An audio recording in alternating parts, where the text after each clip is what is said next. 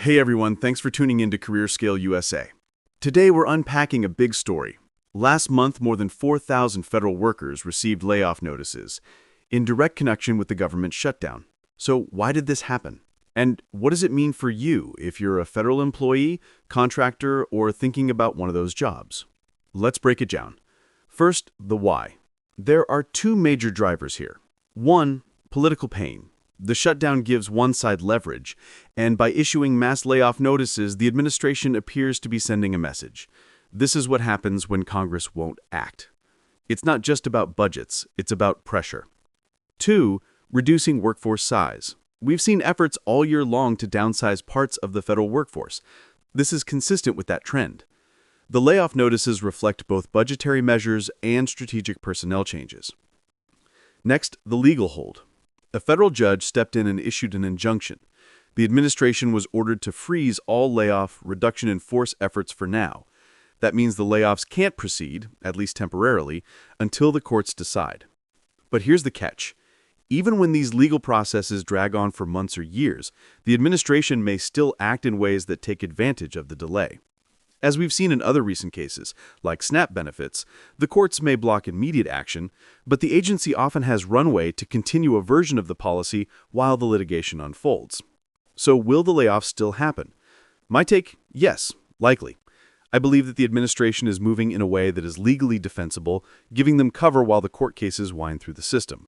The injunction is a speed bump, not a full stop. Now, an interesting development. Both Democratic and Republican lawmakers appear to be negotiating a deal to reverse some of the layoffs. You might say, why would Republicans agree to reverse layoffs if they believe the workforce is bloated? Good question. The key here, the deal seems to be less about ideology and more about politics and optics. For Democrats, it's rare they include explicit federal worker protections in a bill. This time, they're making it part of the shutdown negotiation as leverage. For Republicans, sticking up for federal workers in this moment may help mitigate the political fallout and stabilize agency operations. As part of the deal, full-year funding, well, roughly FY 2026 funding, is on the table for three major agencies. The Department of Veterans Affairs, VA, a bipartisan win, low-hanging fruit, veterans are always politically safe. The United States Department of Agriculture, USDA, farming constituencies, food safety, SNAP benefits, again, high political visibility. The legislative branch, Congress itself, ensuring Congress stays funded, which everyone agrees on. This deal could pass through the weekend or early next week. The pressure is building. Air travel delays, headlines piling up. People are starting to notice the shutdown spillover effects. Some argue if the public barely notices the shutdown, maybe the government is too big. But let's flip that. If you do notice it, you're probably in the segment of the population who is directly impacted. Benefits delayed, agency operations stalled, etc.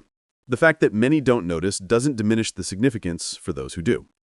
In addition, there are new federal hiring rules coming. You may remember the 1-to-4 rule. Agencies can only hire one person for every 4 that depart. It's being clarified for 2026. If you're in hiring, recruiting, or thinking about a federal job, stay alert. So what should you do if you're a federal worker, contractor, or want to be one? A few actionable takeaways. Stay informed. These court injunctions, funding deals, and hiring rules are evolving. Your job may depend on it.